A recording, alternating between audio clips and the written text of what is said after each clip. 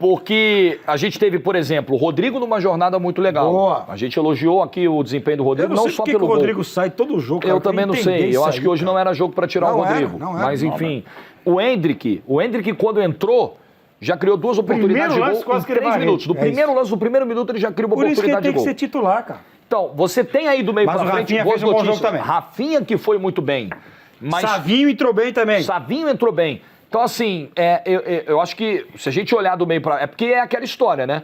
Se o time tomar 2 gols por jogo, ele vai ter que obrigatoriamente fazer 3 no mínimo. Sim. Porque senão ele vai perder os jogos. Ele tem que achar esse equilíbrio. Mas que bom que do meio pra frente, o Brasil tem tantas opções como tem. E os caras foram bem. Mas tem uma peça no meio que não funcionou de novo. Não tinha funcionado no primeiro jogo, ele entra mal. Tem participação nos 2 gols que a seleção brasileira toma contra o México. E hoje, pra mim, muito abaixo de novo, que é o Lucas Paquetá. Paquetá, de novo, para mim, não fez um bom jogo. Você acha que tem risco do Paquetá não começar a Copa América como titular? Eu já pensaria muito no Andreas Pereira, que foi muito bem no primeiro jogo, entrou bem de novo hoje. Entrou bem hoje, né? Entrou bem hoje. Assim, eu não sei até que ponto o Dorival vai fazer troca, até porque não vai ter amistoso, para ele poder testar. O Brasil já vai estrear na outra segunda-feira, né?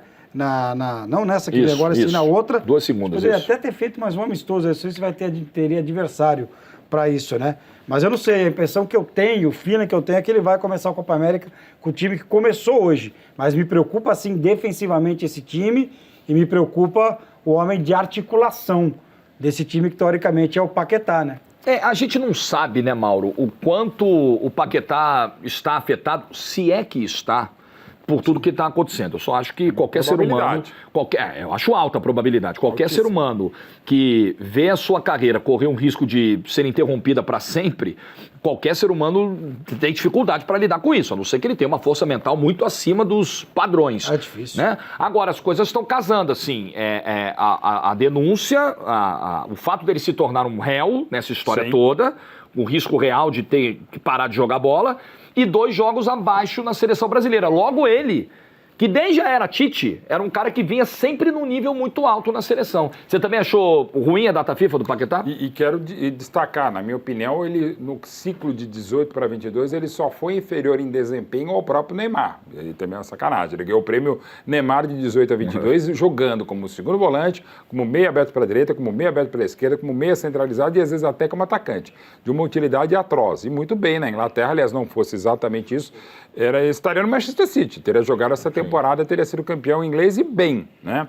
Mas não tenha dúvida, assim, o desempenho dele nesses 2 jogos, eu sei que ainda não se pode cravar se o cara vai muito bem, a seleção, esse sujeito mais 10, você não pode afastar, alijá-lo. Só que todo esse componente, e já naquele jogo, realmente o primeiro gol da seleção mexicana, quando ele está flanando na bola, ele perde uma bola como se eu tivesse dividido aquele lance, muito estranho, e hoje todo o jogo dele é abaixo, né? De uma equipe que hoje taticamente teve uma mudança, né? Não foi um 4-1-4-1 tão fixo, foi praticamente um 4-4-2 mesmo, o próprio Paquetá mais à frente com o Vini Júnior sem a bola. Às vezes o Brasil construiu um 4-2-4, que também não é nenhuma grande novidade, mas mudava um pouco, e ele não se encaixou. A dinâmica, a inteligência do Paquetá ajuda, mas hoje realmente, tecnicamente, ele não estava bem, e pode ser absolutamente humano, natural, que seja isso. E aí uma outra questão. É o caso de mantê-lo? Eu acredito que sim, até para o ajudar. Mas é algo que tem que se tomar com muito cuidado e, eventualmente, até se discutir a titularidade, que, para mim, em condições normais, não se discutiria. Para mim, ele é mais jogador que o Andreas Pereira, ele está, inclusive, com uma quilometragem, uma milhagem de seleção muito maior, mas o momento não está legal.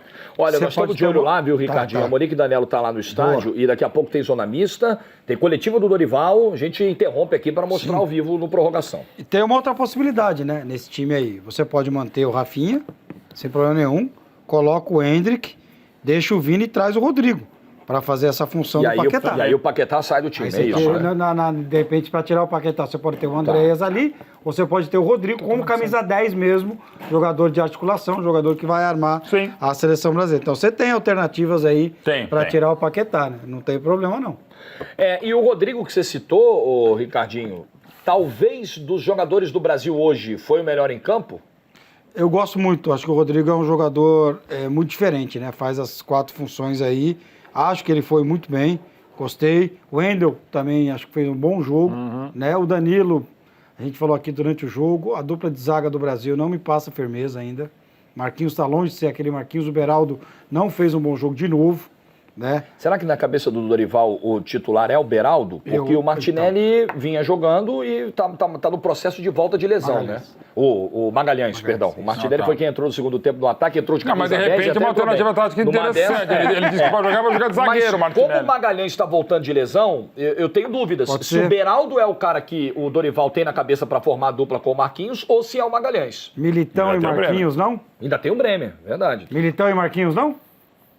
Pode ser. O que pesa contra o Militão é o longo período de ausência, mas jogador de experiência, de Copa do Mundo, de Eu acho que versatilidade. um dos zagueiros é o Marquinhos. Eu acho que no Marquinhos ele Eu não também não abriria a mão do Marquinhos. O Militão nem entrou nessa data FIFA, né?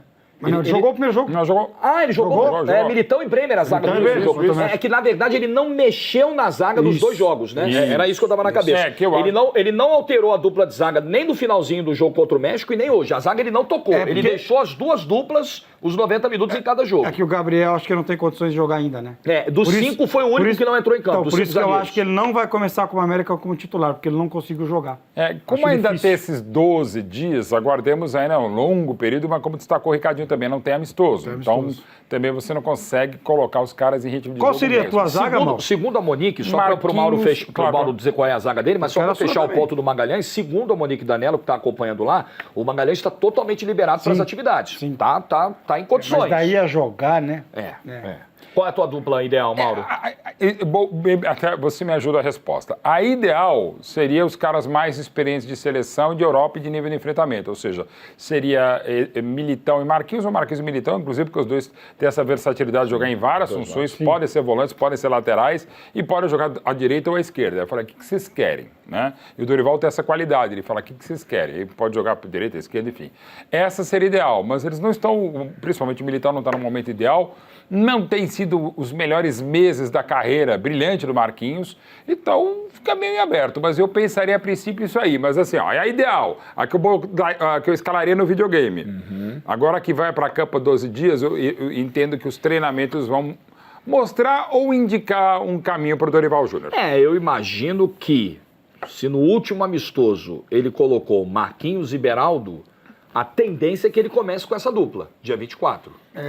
Eu acho que ele pode até ter colocado o Beraldo, porque o Beraldo faz um bom jogo contra a Inglaterra, mas ele não faz um bom jogo contra a Espanha.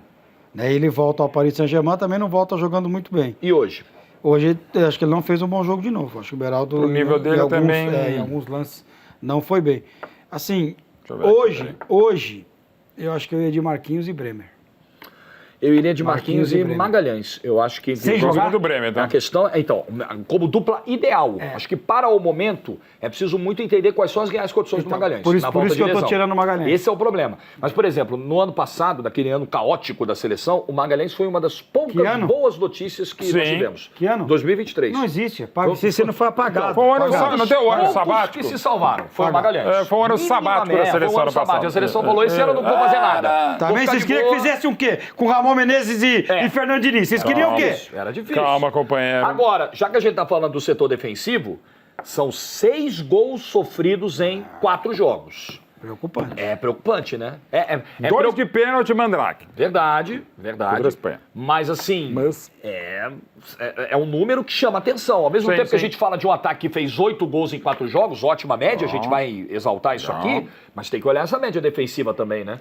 O saldo ainda é positivo, mas dá para discutir mesmo. 2 gols realmente que não são legais, um gol de falta, aí a gente vai falar já com maiores pormenores sobre o gol, e aí eu jogo sim para cima do Alisson até a confecção da barreira, que é uma questão de estilo, de gosto e tal, mas dá para discutir e tal.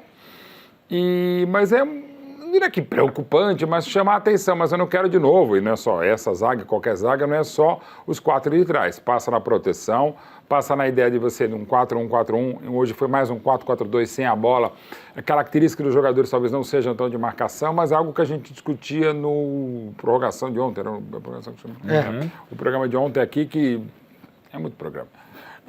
Que exatamente, eu gosto de cada vez mais desse volante, não precisa ser o próprio Bruno Guimarães, na entrevista de coletiva de ontem, falou, você não precisa mais ter aqueles 5 dos anos mais 90, 2000, né?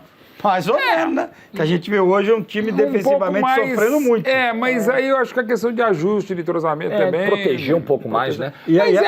Eu sei que você E tá vale falando para lá, todo mundo. Assim como todo mundo pode atacar, cada vez mais no futebol, todo mundo tem que ajudar na recomposição.